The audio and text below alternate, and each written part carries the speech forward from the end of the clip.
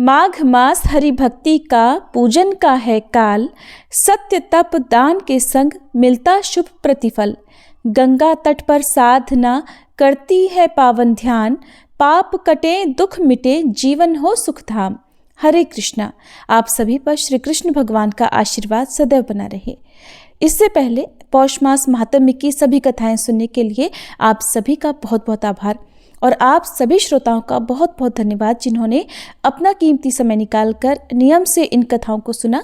और पौष मास महात्म्य में क्योंकि आप सभी भागवत कथा सुन रहे थे और भागवत कथा अभी तक पूरी नहीं हुई है, तो जब तक भागवत कथा पूर्ण नहीं हो जाती तब तक आपको ये कथाएं लगातार सुनाई जाएंगी। ऐसे में जो लोग भी आज पहली बार हमारे चैनल पर इन कथाओं को सुन रहे हैं, आपसे अनुरोध करती हूँ कि पौष मास महात्म्य के अध्याय 1 से लेकर अंतिम अध्याय यानी अध्याय 29 तक के सभी अध्याय भी आप जरूर सुन लीजिएगा। अब सुनिए आज की कथा। श्री सुखदेव जी कहते हैं, हे राजन, भरत जी का पुत्र सुमति था, ये पहले कहा जा चुका है।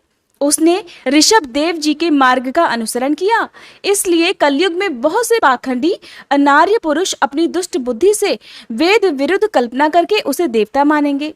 उसकी पत्नी वृद्धसेना से देवताजित नामक पुत्र हुआ। देवताजित के आसुरी के गर्भ से देवद्युम्न, देवद्युम्न के धेनुमति से परमेष्ठी और उसके सुवर्चला के गर्भ से प्रतिह नाम का पुत्र हुआ।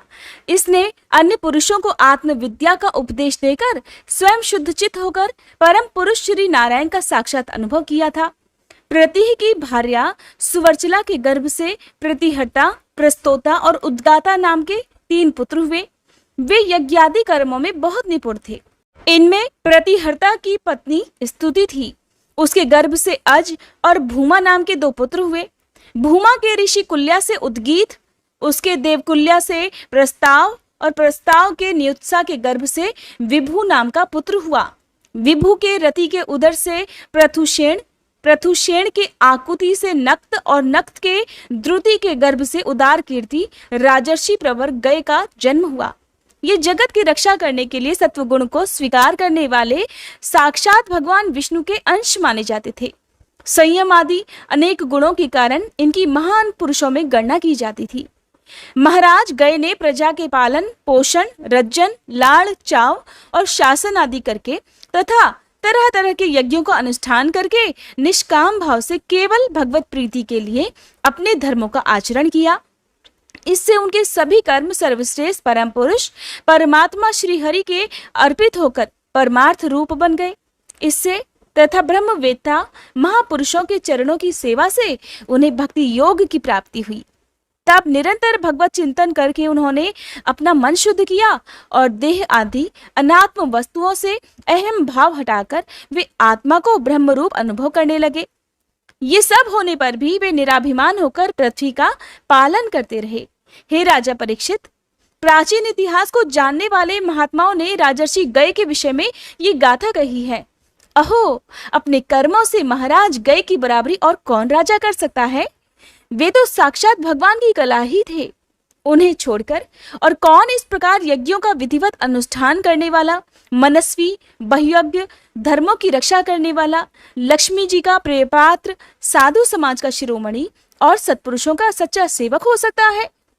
सत्य संकल्प वाली परम साध्वी श्रद्धा, मैत्री तथा दया आदि दक्ष कन्याओं ने गंगा आदि नदियों के सहित बड़ी प्रसन्नता से उनका अभिषेक किया था तथा उनकी इच्छा न होने पर भी वसुंधरा ने गऊ जिस प्रकार बछड़े को स्नेह से पिलाकर दूध देती है, उसी प्रकार उनके गुणों पर रीझ कर प्रजा को धन रत्न आदि सभी अभीष्ट पदार्थ दिए थे। उन्हें कोई कामना नहीं थी, तब भी वेदोक्त कर्मों ने उनको सभी प्रकार के भोग दिए। राजाओं ने युद्ध स्थल में उनके बाणों से सत्कृत होकर नाना प्रकार की भेंटें दी तथा ब्राह्मणों ने दक्षिणादि धर्म से संतुष्ट होकर उन्हें परलोक में मिलने वाले अपने धर्मफल का 6ठा अंश दिया। उनके यज्ञ में बहुत अधिक सोमपान करने से इंद्र उन्मत्त हो गए थे तथा उनके अत्यंत श्रद्धा और विशुद्ध भाव तथा निश्चल भक्ति भाव से समर्पित किए हुए यज्ञ फल को भगवान यज्ञ पुरुष ने साक्षात प्रकट होकर ग्रहण किया था, जिनके तृप्त होने से श्री ब्रह्मा जी से लेकर देवता, मनुष्य, पशु, पक्षी, वृक्ष और तृण पर्यंत सभी जीव तत्काल तृप्त हो जाते हैं। वे विश्वात्मा श्री हरि नित्य तृप्त होकर भी राजर्षि गय के यज्ञ में तृप्त हो गए थे, इसलिए उनकी बराबरी कोई दूसरा व्यक्ति कैसे कर सकता है। महाराज गय के गयंती के गर्भ से चित्ररथ, सुगति और अवरोधन नामक 3 पुत्र हुए। उनमें चित्ररथ की पत्नी ऊर्णा से सम्राट का जन्म हुआ। सम्राट के उत्कला से मरीचि और मरीचि के विंदुमती से विंदुमान नामक पुत्र हुआ। उसके सरघा से मधु, मधु के सुमना से वीरव्रत और वीरव्रत के भोजा से मंथु और प्रमंथु नाम के 2 पुत्र हुए। उनमें से मंथु के सत्या के गर्भ से भौवन, भौवन के दूषणा के उदर से त्वष्टा, त्वष्टा के विरोजना से विरज और विरज के विशुचि नाम की भार्या से शतजित आदि 100 पुत्र और 1 कन्या का जन्म हुआ। विरज के विषय में एक श्लोक प्रसिद्ध है। जिस प्रकार भगवान विष्णु देवताओं की शोभा बढ़ाते हैं, ठीक उसी प्रकार इस प्रियव्रत वंश को इसमें सबसे पीछे उत्पन्न हुए राजा विरज ने अपने सुयश से विभूषित किया था। राजा परीक्षित ने श्री सुखदेव जी से कहा, हे महाभाग, अब मैं वह उपाय जानना चाहता हूँ जिसके अनुष्ठान से मनुष्यों को अनेकानेक भयंकर यातनाओं से पूर्ण नरकों में न जाना पड़े। आप कृपा करके उसका उपदेश भी कीजिए। तब श्री सुखदेव जी इस प्रकार कहते हैं, मनुष्य मन, वाणी और शरीर से पाप करता है। अगर वह उन पापों का इसी जन्म में प्रायश्चित न कर ले तो मरने के बाद तो उसे अवश्य ही उन सभी भयंकर यातनापूर्ण नरकों में जाना पड़ता है। इसलिए बड़ी सावधानी और सजगता के साथ रोग और मृत्यु के पहले ही शीघ्र से शीघ्र पापों की गुरुता और लघुता पर विचार करके उनका प्रायश्चित कर डालना चाहिए। जैसे मर्मज्ञ चिकित्सक रोगों का कारण और उनकी गुरुता लघुता जानकर झटपट उनकी चिकित्सा कर डालता है। तब राजा परीक्षित ने पूछा, भगवान, मनुष्य राजदंड, समाजदंड आदि लौकिक और शास्त्रोक्त नरक गमन आदि पारलौकिक कष्टों से ये जानकर भी कि पाप उसका शत्रु है, पाप वासनाओं से विवश होकर बार बार वैसे ही कर्मों में प्रवृत्त हो जाता है। ऐसी अवस्था में उसके पापों का प्रायश्चित कैसे संभव है? मनुष्य कभी तो प्रायश्चित आदि के द्वारा पापों से छुटकारा पा लेता है, कभी फिर से उन्हें ही करने लगता है। ऐसी स्थिति में मैं समझता हूँ कि जैसे स्नान करने के बाद धूल डाल लेने के कारण हाथी का स्नान व्यर्थ हो जाता है, ठीक वैसे ही मनुष्य का प्रायश्चित करना भी व्यर्थ ही है। श्री सुखदेव जी ने कहा, वस्तुतः कर्म के द्वारा ही कर्म का निर्बीज नाश नहीं होता, क्योंकि कर्म का अधिकारी अज्ञानी है। अज्ञान रहते पाप वासनाएं सर्वथा नहीं मिट सकती। इसलिए सच्चा प्रायश्चित तो तत्व ज्ञान ही है। जो पुरुष केवल सुपथ्य का ही सेवन करता है, उसे रोग अपने वश में नहीं कर सकते। वैसे ही हे राजा परीक्षित, जो पुरुष नियमों का पालन करता है, वह धीरे धीरे पाप वासनाओं से मुक्त होकर कल्याणप्रद तत्व ज्ञान प्राप्त करने में भी समर्थ हो जाता है। जैसे बांसों के झुरमुट में लगी आग बांसों को जला डालती है, ठीक वैसे ही धर्मज्ञ और श्रद्धावान धीर पुरुष तपस्या, ब्रह्मचर्य, इंद्रिय दमन, मन की स्थिरता, दान, सत्य, बाहर भीतर की पवित्रता और यम तथा नियम, इन 9 साधनों से मन, वाणी और शरीर द्वारा किए गए बड़े से बड़े पापों को भी नष्ट कर देते हैं। भगवान की शरण में रहने वाले भक्तजन जो बिरले ही होते हैं, केवल भक्ति के द्वारा अपने सारे पापों को उसी प्रकार भस्म कर देते हैं जैसे सूर्य कोहरे को। हे परीक्षित, पापी पुरुष की जैसी शुद्धि भगवान को आत्मसमर्पण करने से और उनके भक्तों का सेवन करने से होती है, वैसी तपस्या आदि के द्वारा नहीं होती। हे परीक्षित, इस विषय में महात्मा लोग एक प्राचीन इतिहास कहा करते हैं, उसे आप भी सुनो। उसमें भगवान विष्णु और यमराज के दूतों का संवाद है। तुम मुझसे उसे ध्यानपूर्वक सुनो।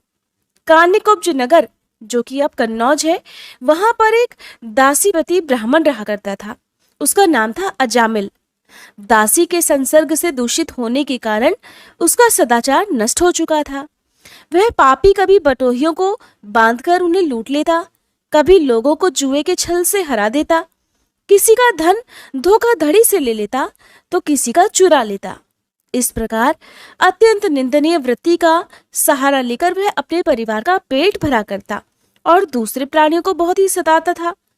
परीक्षित इसी प्रकार वह वहां रहकर दासी के बच्चों का लालन पालन करता रहा। इस प्रकार उसकी आयु का एक बहुत बड़ा भाग लगभग 88 वर्ष बीत गया। बूढ़े अजामिल के 10 पुत्र थे। उनमें सबसे छोटे का नाम था नारायण। माँ बाप भी उसे बहुत प्यार करते थे। वृद्ध अजामिल ने अत्यंत मोह के कारण अपना संपूर्ण हृदय अपने बच्चे नारायण को सौंप दिया था।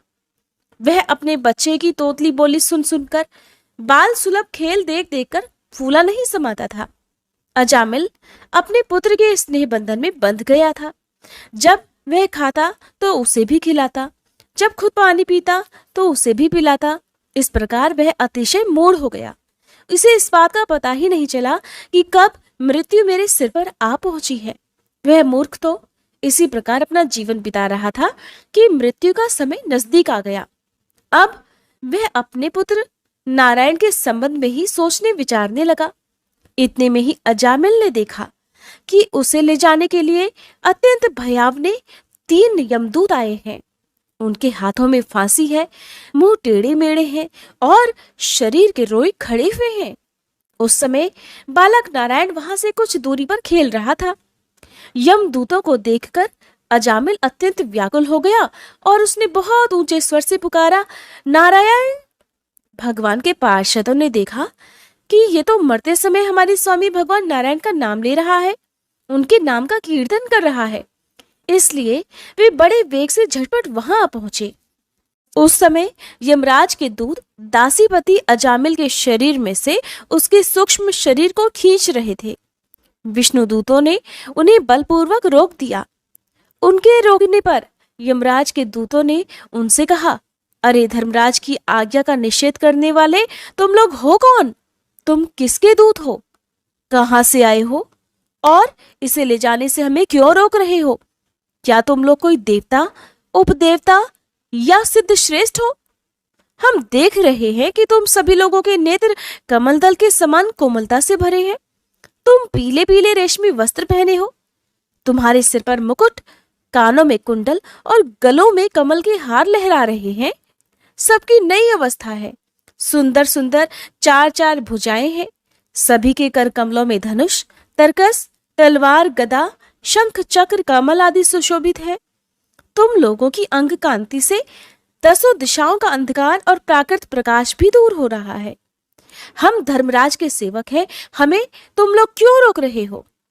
श्री सुखदेव जी कहते हैं, हे परीक्षित, जब यमदूतों ने इस प्रकार कहा तब भगवान नारायण के आज्ञाकारी पार्षदों ने हंसकर मेघ के समान गंभीर वाणी से उनके प्रति यों कहा, यमदूतों, यदि तुम लोग सचमुच धर्मराज के आज्ञाकारी हो तो हमें धर्म का लक्षण और धर्म का तत्व सुनाओ।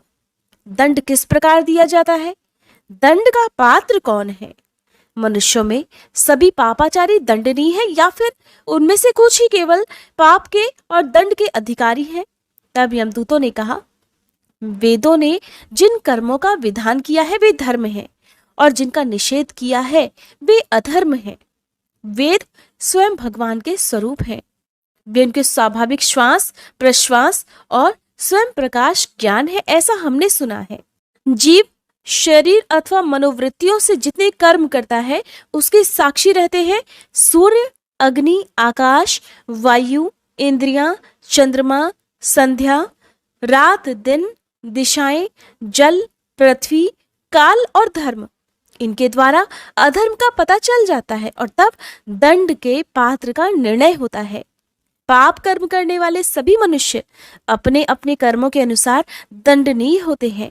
हे निष्पाप पुरुषों, जो प्राणी कर्म करते हैं उनका संबंध गुणों से रहता है, इसलिए सभी से कुछ पाप और कुछ पुण्य होते ही है। और देहवान होकर कोई भी पुरुष कर्म किए बिना नहीं रह सकता। इस लोक में जो मनुष्य जिस प्रकार का और जितना अधर्म या धर्म करता है वह परलोक में उसका उतना ही वैसा ही फल भी भोगता है।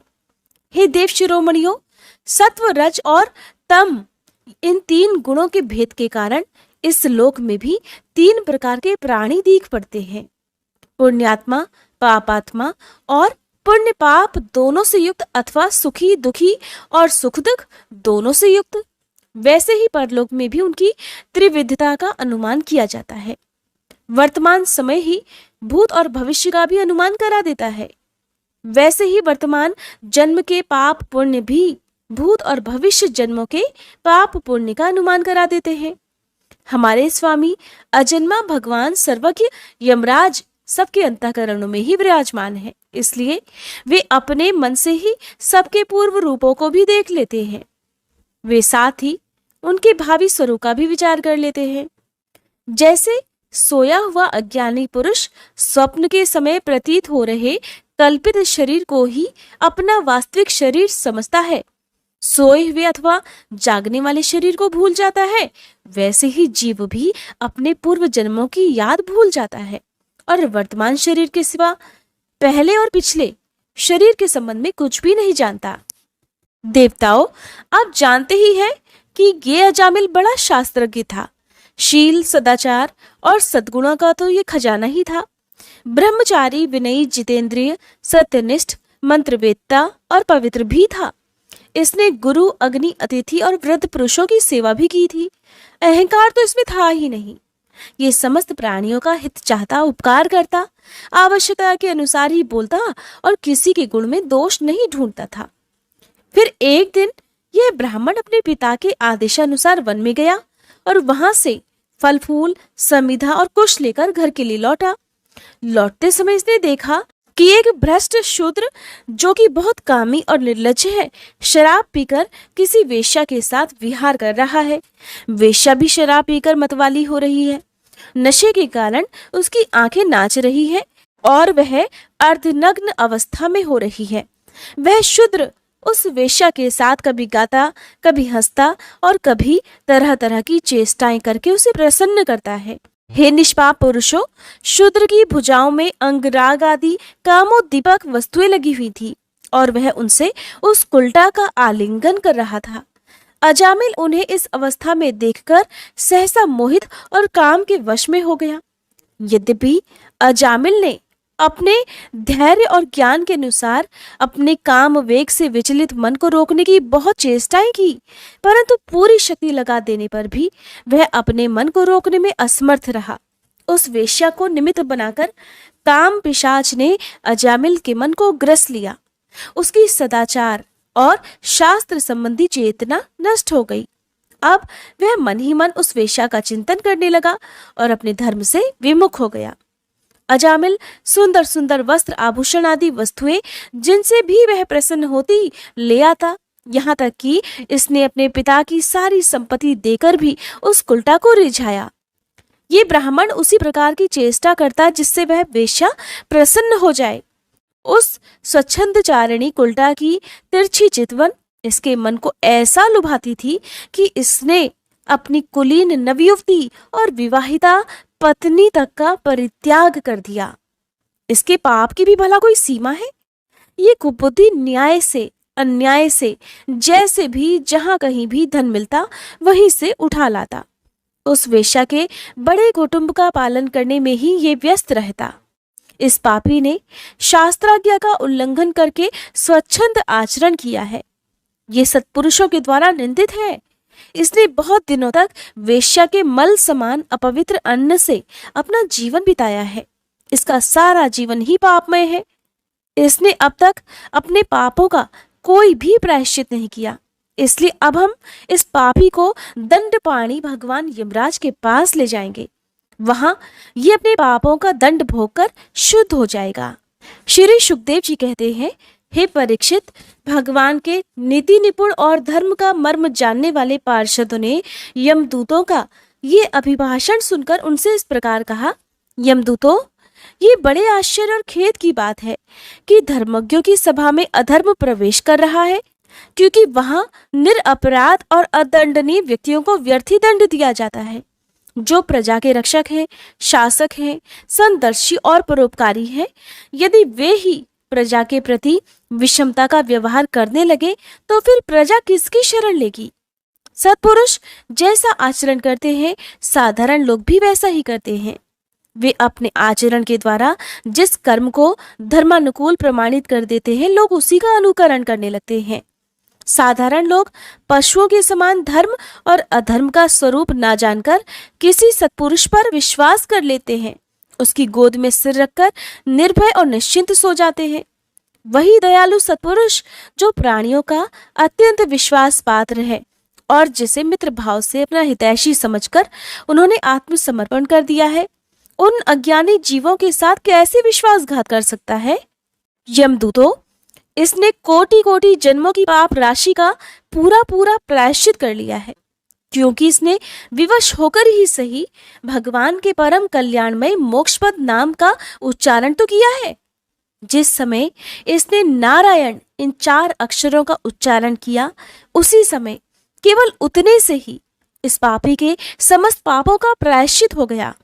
चोर, शराबी, मित्रद्रोही, ब्रह्मघाती, गुरुपत्नीगामी ऐसे लोगों का संसर्गी, स्त्री, राजा, पिता और गाय को मारने वाला, चाहे जैसा और चाहे जितना बड़ा पापी हो, सभी के लिए यही इतना ही सबसे बड़ा प्रायश्चित है कि भगवान के नामों का उच्चारण किया जाए, क्योंकि भगवान के नामों के उच्चारण से मनुष्य की बुद्धि भगवान के गुण, लीला और स्वरूप में रम जाती है और स्वयं भगवान की उसके प्रति आत्मीय बुद्धि हो जाती है। अगर प्रायश्चित करने के बाद भी मन फिर से कुमार्ग में पाप की ओर दौड़े, तो वह चरम सीमा का पूरा पूरा प्रायश्चित नहीं है। इसलिए जो लोग ऐसा प्रायश्चित करना चाहें कि जिससे पाप कर्मों और वासनाओं की जड़ ही उखड़ जाए, उन्हें भगवान के गुणों का ही गान करना चाहिए, क्योंकि उससे चित्त सर्वथा शुद्ध हो जाता है। इसलिए यमदूतों, तुम लोग अजामिल को मत ले जाओ। इसने सारे पापों का प्रायश्चित कर लिया है, क्योंकि इसने मरते समय भगवान के नाम का उच्चारण जो किया है। बड़े बड़े महात्मा पुरुष ये बात जानते हैं कि संकेत में, परिहास में, तान अलापने में या किसी की अवहेलना करने में भी अगर कोई भगवान के नामों का उच्चारण करता है, तो उसके सारे पाप नष्ट हो जाते हैं। जो मनुष्य गिरते समय या पैर फिसलते समय, अंग भंग होते समय और सांप के डसते समय, आग में जलते या चोट लगते समय भी विवशता से हरि हरि ऐसा कहकर भगवान के नाम का उच्चारण कर लेता है, वह यम यातना का पात्र नहीं रह जाता।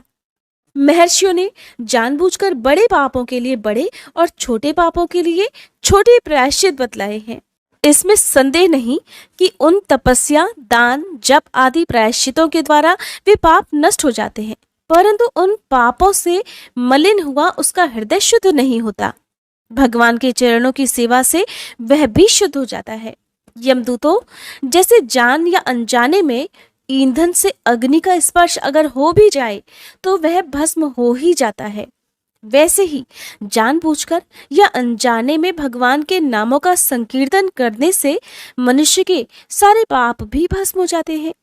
जैसे कोई परम शक्तिशाली अमृत को उसका गुण न जानकर अनजाने में पी ले, तो भी वह अवश्य ही पीने वाले को अमर बना देता है। ठीक वैसे ही अनजाने में उच्चारण करने पर भी भगवान का नाम अपना फल देकर ही रहता है। श्री सुखदेव जी कहते हैं, राजन, इस प्रकार भगवान के पार्षदों ने भागवत धर्म का पूरा पूरा निर्णय सुना दिया और अजामिल को यमदूतों के पाश से छुड़ाकर मृत्यु के मुख से बचा लिया। हे प्रिय परीक्षित, पार्षदों की ये बात सुनकर यमदूत यमराज के पास गए और उन्हें ये सारा वृतांत ज्यों का त्यों सुना दिया। अजामिल यमदूतों के फंदे से छूटकर निर्भय और स्वस्थ हो गया। उसने भगवान के पार्षदों के दर्शन जनित आनंद में मगन होकर उन्हें शीश झुकाकर प्रणाम किया। हे निष्पाप परीक्षित, भगवान के पार्षदों ने देखा कि अजामिल कुछ कहना चाहता है, तब वे सहसा उसके सामने ही वहीं अंतर्ध्यान हो गए। इस अवसर पर अजामिल ने भगवान के पार्षदों से विशुद्ध भागवत धर्म और यमदूतों के मुख से वेदोक्त सगुण धर्म का श्रवण किया था।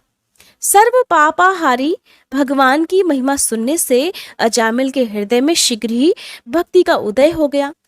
अब उसे अपने पापों को याद करके बड़ा भारी पश्चाताप होने लगा। मन ही मन वो सोचने लगा कि अरे, मैं कैसा इंद्रियों का दास हूँ, मैंने एक दासी के गर्भ से पुत्र उत्पन्न करके अपना ब्राह्मणत्व नष्ट कर दिया। ये तो बड़े दुख की बात है। धिक्कार है, मुझे बार बार धिक्कार है। मैं संतों के द्वारा निंदित हूँ, पापात्मा हूँ। मैंने अपने कुल में कलंक का टीका लगा दिया। हाय हाय, मैंने अपनी सती और अबोध पत्नी तक का परित्याग कर दिया और शराब पीने वाली कुल्टा का संसर्ग किया। मैं कितना नीच हूँ। मेरे माँ बाप बूढ़े और तपस्वी थे, वे सर्वथा असहाय थे। उनकी सेवा शुश्रूषा करने वाला और कोई भी नहीं था। मैंने उनका भी परित्याग कर दिया। ओहो, मैं कितना कृतघ्न हूँ। मैं अब अवश्य ही अत्यंत भयानक नरक में गिरूंगा, जिसमें गिरकर धर्मघाती पापात्मा कामी पुरुष अनेकों प्रकार की यम यातना भोगा करते हैं। मैंने अभी अभी जो अद्भुत दृश्य देखा, क्या वो स्वप्न है या फिर जागृत अवस्था का ही प्रत्यक्ष अनुभव है? अभी अभी जो हाथों में फंदा लेकर मुझे खींच रहे थे, वे कहाँ चले गए? अभी अभी वे मुझे अपने फंदों में फंसाकर पृथ्वी के नीचे ले जा रहे थे, परंतु 4 अत्यंत सुंदर सिद्धों ने आकर मुझे छुड़ा लिया। वे अब कहाँ चले गए?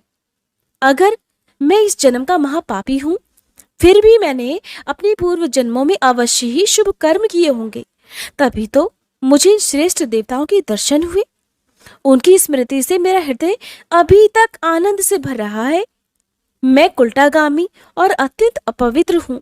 अगर पूर्व जन्म में मैंने पुण्य ना किए होते, तो मरने के समय मेरी जीभ भगवान के मनमोहक नाम का उच्चारण भला कैसे कर पाती? कहा तो मैं महाकपटी, पापी, निर्लज्ज और ब्रह्म तेज को नष्ट करने वाला, और कहा भगवान का वह परम मंगलमय नारायण नाम। सचमुच सचमुच मैं तो कृतार्थ हो गया। अब मैं अपने मन, इंद्रिय और प्राणों को वश में करके ऐसा प्रयास करूंगा कि फिर अपने को घोर अंधकार में, नरक में न डाल सकूं। अज्ञानवश मैंने अपने को शरीर समझकर उसके लिए बड़ी बड़ी कामनाएं की और उनकी पूर्ति के लिए अनेकों कर्म किए। उन्हीं का फल है ये बंधन। अब मैं इसे काटकर समस्त प्राणियों का हित करूंगा, वासनाओं को शांत कर दूंगा, सबसे मित्रता का व्यवहार करूंगा, दुखियों पर दया करूंगा और पूरे संयम के साथ रहूंगा। भगवान की माया ने स्त्री का रूप धारण कर मुझ अधम को फांस लिया और क्रीड़ा मृग की भांति मुझे बहुत नचाया। अब मैं अपने आप को उस माया से मुक्त करूंगा। मैंने सत्य वस्तु परमात्मा को पहचान लिया है, इसलिए अब मैं शरीर आदि में मैं तथा मेरे का भाव छोड़कर भगवत नाम के कीर्तन आदि से अपने मन को शुद्ध करूंगा और उसे भगवान में लगाऊंगा।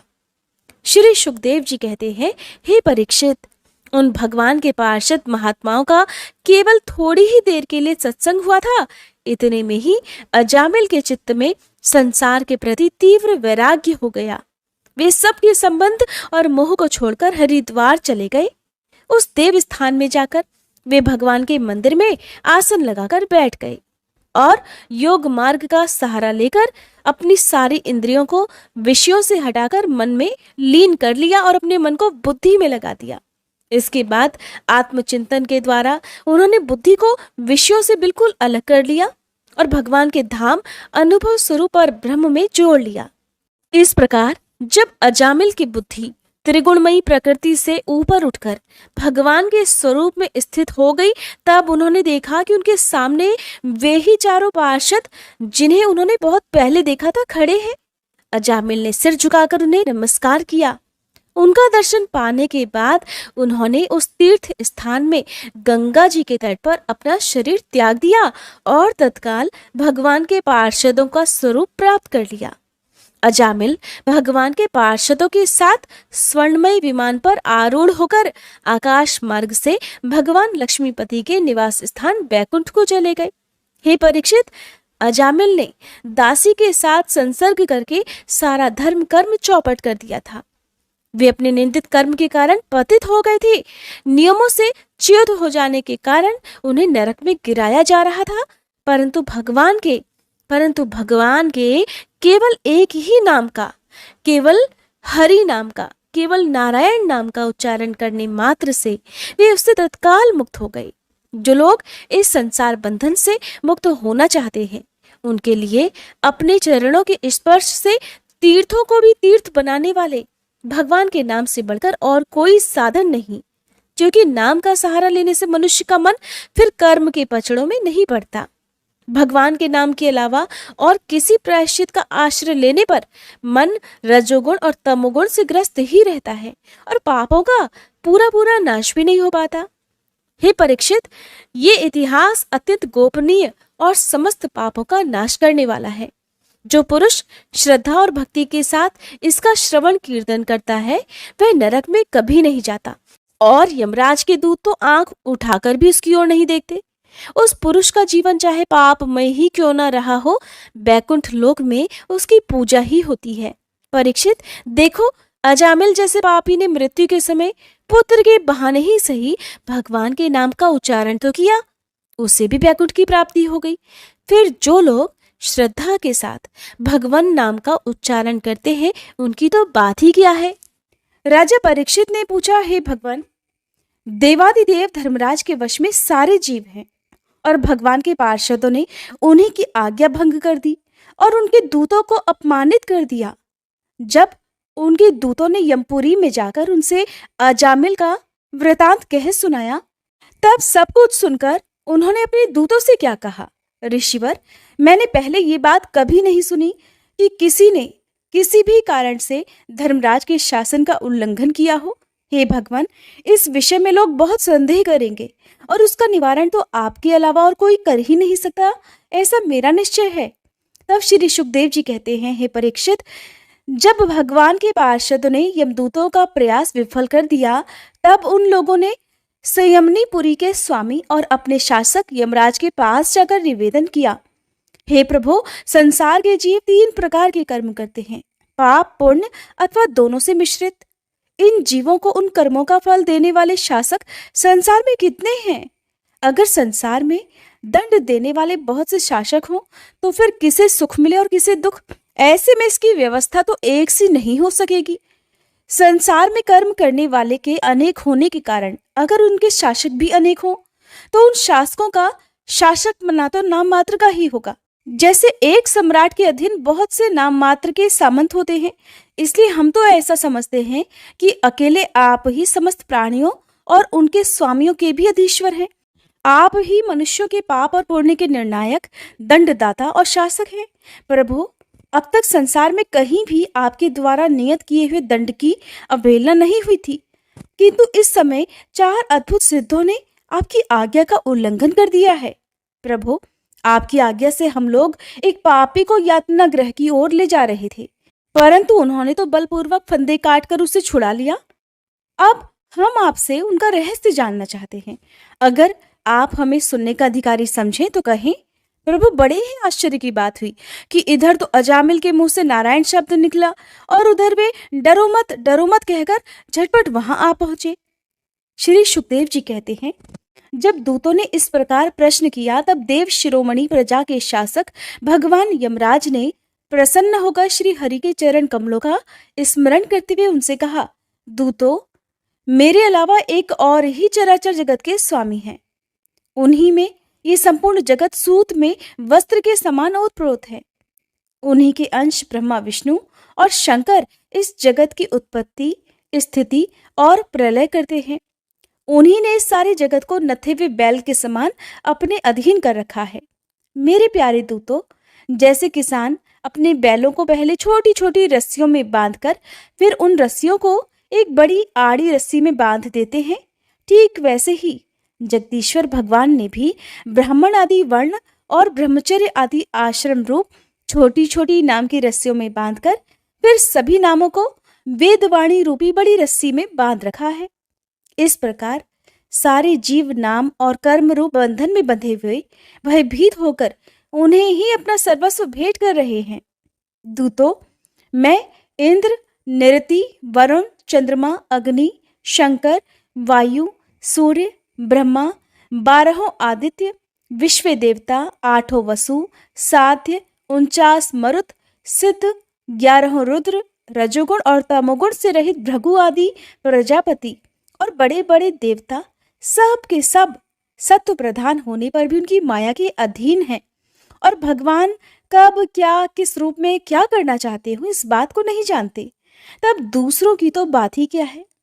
दूतों, जिस प्रकार घटपट आदि रूपवान पदार्थ अपने प्रकाशक नेत्र को नहीं देख सकते, ठीक वैसे ही अंतःकरण में अपने साक्षी रूप से स्थित परमात्मा को कोई भी प्राणी इंद्रिय, मन, प्राण, हृदय या वाणी आदि किसी भी साधन के द्वारा नहीं जान सकता। प्रिय दूतों, भगवान के नामोच्चारण की महिमा तो देखो। अजामिल जैसा पापी भी एक बार नामोच्चारण करने मात्र से मृत्यु पाश से मुक्ति पा गया। भगवान के गुण, लीला और नामों का भली भांति कीर्तन मनुष्यों के पापों का सर्वथा विनाश कर दे, ये कोई उसका बहुत बड़ा फल नहीं है।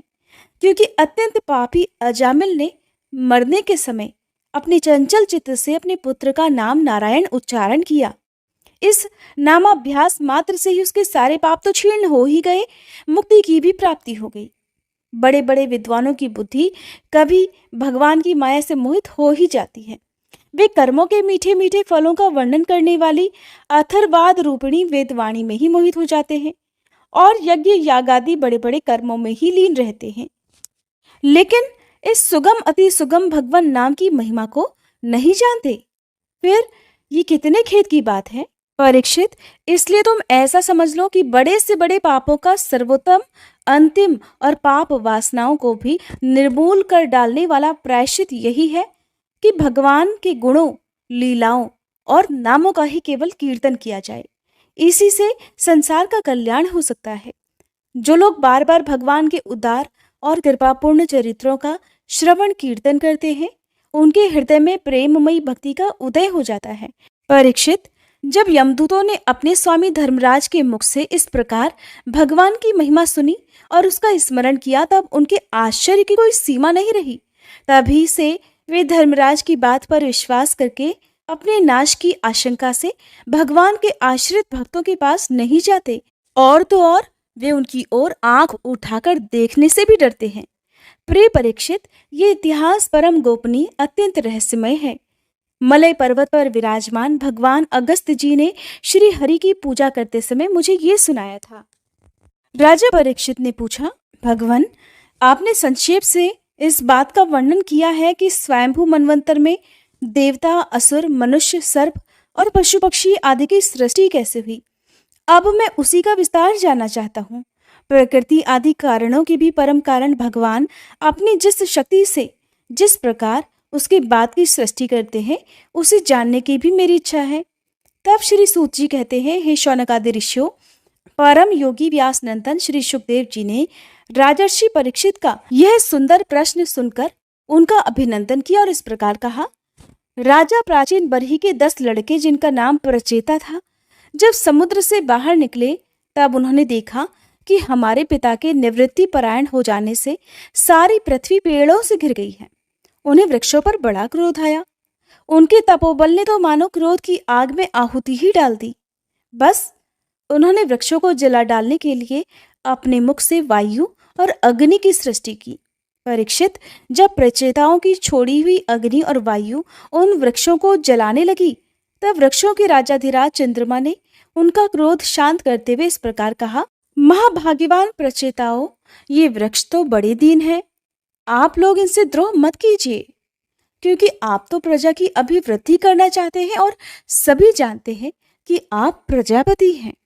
हे महात्मा प्रचेताओं, प्रजापतियों के अधिपति अविनाशी भगवान श्री हरि ने संपूर्ण वनस्पतियों और औषधियों को प्रजा के हितार्थ उनके खान पान के लिए बनाया है। संसार में पंखों से उड़ने वाले चर प्राणियों के भोजन, फल, पुष्प आदि अचर पदार्थ हैं।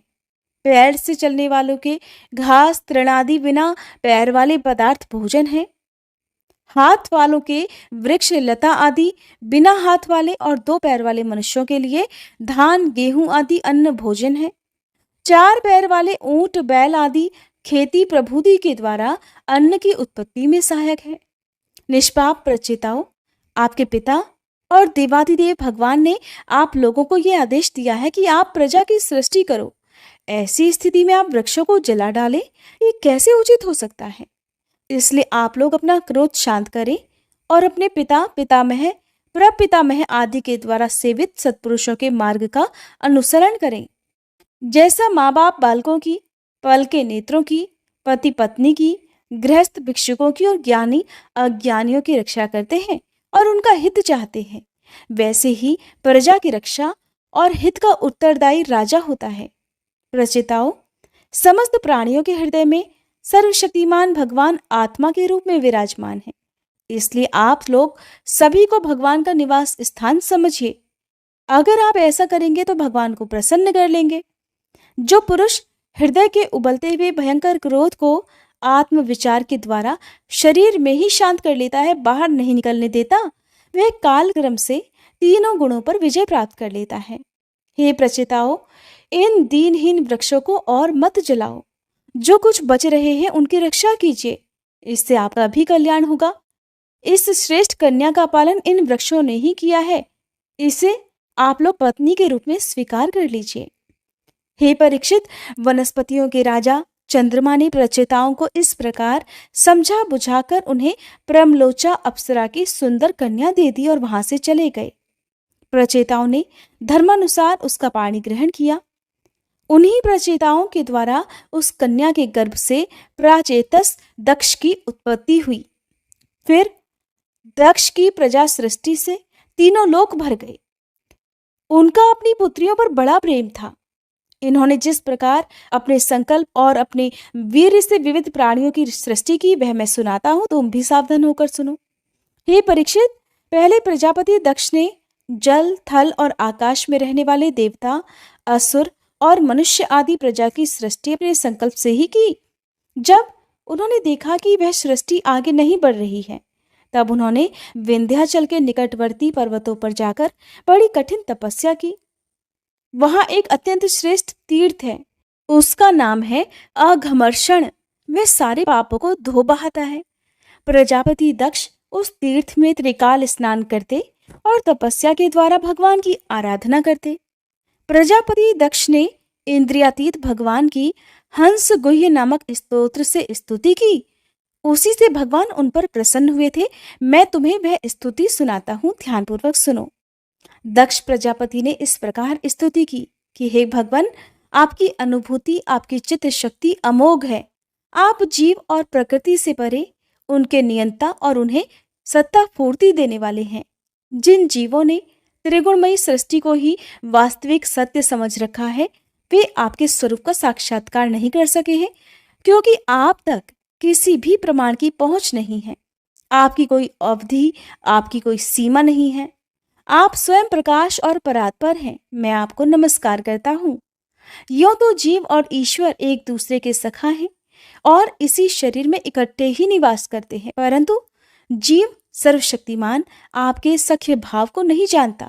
ठीक वैसे ही जैसे रूप, रस, गंध आदि विषय अपने प्रकाशित करने वाली नेत्र, घ्राण आदि इंद्रिय वृत्तियों को नहीं जानते, क्योंकि आप जीव और जगत के दृष्टा हैं, दृश्य नहीं। हे महेश्वर, मैं आपके श्री चरणों में नमस्कार करता हूँ। देह, प्राण, इंद्रिय, अंतःकरण की वृत्तियां, पंच महाभूत और उनकी तन्मात्राएं, ये सब जड़ होने के कारण अपने को और अपने से अतिरिक्त को भी नहीं जानते, परंतु जीव इन सबको और इनके कारण सत्व, रज और तम, इन तीन गुणों को भी जानता है, परंतु वह भी दृश्य अथवा ज्ञेय रूप से आपको नहीं जान सकता, क्योंकि आप ही सबके ज्ञाता और अनंत हैं। हे परमात्मन, आप मुझ पर कृपा प्रसाद कीजिए। लोगों की उपासनाएं प्रायः साधारण कोटि की होती हैं, इसलिए आप सबके हृदय में रहकर उनकी भावनाओं के अनुसार भिन्न भिन्न देवताओं के रूप में प्रतीत होते रहते हैं। ठीक वैसे ही जैसे हवा गंध का सहारा लेकर सुगंधित प्रतीत होती है, परंतु वास्तव में सुगंधित नहीं होती, ऐसी सबकी भावनाओं का अनुसरण करने वाले हे प्रभु, आप मेरी अभिलाषा पूर्ण कीजिए। श्री सुखदेव जी कहते हैं, हे परीक्षित, विंध्याचल के अघमर्षण तीर्थ में जब प्रजापति दक्ष ने इस प्रकार स्तुति की, तब भक्त वत्सल भगवान उनके सामने प्रकट हुए। उस समय भगवान गरुड़ के कंधों पर चरण रखे हुए थे। विशाल और हष्टपुष्ट 8 भुजाएं थी। उनमें शंख, चक्र, तलवार, ढाल, बाण, धनुष, पाश और गदा धारण किए हुए थे। वर्षाकालीन मेघ के समान श्यामल शरीर पर पीतांबर फहरा रहा था। मुखमंडल प्रफुल्लित था, नेत्रों से प्रसाद की वर्षा हो रही थी। घुटनों तक वनमाला लटक रही थी। वक्ष स्थल पर सुनहरी रेखा, श्री वत्स चिन्ह और गले में कौस्तुभ मणि जगमगा रही थी। बहुमूल्य किरीट, कंगन, मकराकृत कुंडल, करधनी, अंगूठी, कड़े, नुपुर और बाजूबंद अपने अपने स्थान पर सुशोभित थे। त्रिभुवनपति भगवान ने त्रैलोक के विमोहन रूप धारण कर रखा था। नारद, नंद, सुनंद आदि पार्षद उनके चारों ओर खड़े थे। इंद्र आदि देवेश्वर गण स्तुति कर रहे थे और सिद्ध गंधर्व और चारण भगवान के गुणों का गान कर रहे थे। ये अत्यंत आश्चर्यमय और अलौकिक रूप देखकर दक्ष प्रजापति कुछ सहम गए। प्रजापति दक्ष ने आनंद से भरकर भगवान के चरणों में साष्टांग प्रणाम किया। जैसे झरनों के जल से नदियां भर जाती हैं, ठीक वैसे ही परमानंद के उद्वेग से उनकी एक एक इंद्री भर गई और आनंद परवश हो जाने के कारण वे कुछ भी बोल नहीं सके। परीक्षित, प्रजापति दक्ष अत्यंत नम्रता से झुककर भगवान के सामने खड़े हो गए। भगवान सबके मन की बात तो जानते ही हैं। उन्होंने दक्ष प्रजापति की भक्ति और प्रजा वृद्धि की कामना देखकर फिर उनसे इस प्रकार कहा, परम भाग्यवान दक्ष, अब तुम्हारी तपस्या सिद्ध हो गई, क्योंकि मुझ पर श्रद्धा करने से तुम्हारे हृदय में मेरे प्रति परम प्रेम भाव का उदय हो गया है। प्रजापते, तुमने इस विश्व की वृद्धि के लिए तपस्या की है, इसलिए मैं तुम पर प्रसन्न हूं, क्योंकि ये मेरी ही इच्छा है कि जगत के समस्त प्राणी अभिवृद्ध और समृद्ध हों। ब्रह्मा, शंकर, तुम्हारे जैसे प्रजापति, स्वयंभू आदि मनु और इंद्रादि देवेश्वर, ये सब मेरी विभूतियां हैं और सभी प्राणियों की अभिवृद्धि करने वाले हैं। ब्राह्मण, तपस्या मेरा हृदय है, विद्या शरीर है, कर्म आकृति है, यज्ञ अंग है, धर्म मन है और देवता प्राण है। जब ये सृष्टि नहीं थी तब केवल मैं ही था और वह भी निष्क्रिय रूप में। बाहर भीतर कहीं भी कुछ नहीं था, न तो कोई दृष्टा था न कोई दृश्य। मैं केवल ज्ञान स्वरूप और अव्यक्त था। ऐसा समझ लो मानो सब और सुषुप्ति ही सुषुप्ति छा रही हो। प्रिय दक्ष, मैं अनंत गुणों का आधार और स्वयं अनंत हूँ। जब गुणमयी माया के शोभ से ये ब्रह्मांड शरीर प्रकट हुआ, तब इनमें अयोनिज आदि पुरुष ब्रह्मा उत्पन्न हुए। जब मैंने उनमें शक्ति और चेतना का संचार किया, तब देव शिरोमणि ब्रह्मा सृष्टि करने के लिए तत्पर हुए, परंतु उन्होंने अपने को सृष्टि कार्य में असमर्थ सा पाया। उस समय मैंने उन्हें आज्ञा दी कि तप करो। तब उन्होंने घोर तपस्या की और उस तपस्या के प्रभाव से पहले पहल तुम 9 प्रजापतियों की सृष्टि की। प्रिय दक्ष, देखो, ये पंचजन प्रजापति की कन्या आसिकरी है। इसे तुम अपनी पत्नी के रूप में ग्रहण करो। अब तुम गृहस्थोचित स्त्री सहवास रूप धर्म को धारण करो। ये असिकरी भी उसी धर्म को स्वीकार करेगी। तब तुम इसके द्वारा बहुत सी प्रजा उत्पन्न कर सकोगे। प्रजापते, अब तक तो मानसी सृष्टि होती थी, परंतु अब तुम्हारे बाद सारी प्रजा मेरी माया से स्त्री पुरुष के संयोग से ही उत्पन्न होगी और मेरी सेवा में तत्पर रहेगी। श्री सुखदेव जी कहते हैं, विश्व के जीवनदाता भगवान श्री हरि ऐसा कहकर दक्ष के सामने ही इस प्रकार अंतर्ध्यान हो गए, जैसे स्वप्न में देखी हुई वस्तु स्वप्न टूटते ही लुप्त हो जाती है। हरे कृष्णा। आज के अध्याय में बस इतना ही। इसके आगे का वृतांत जानने के लिए आप कृपया अगले अध्याय के अनुसार जरूर कीजिएगा।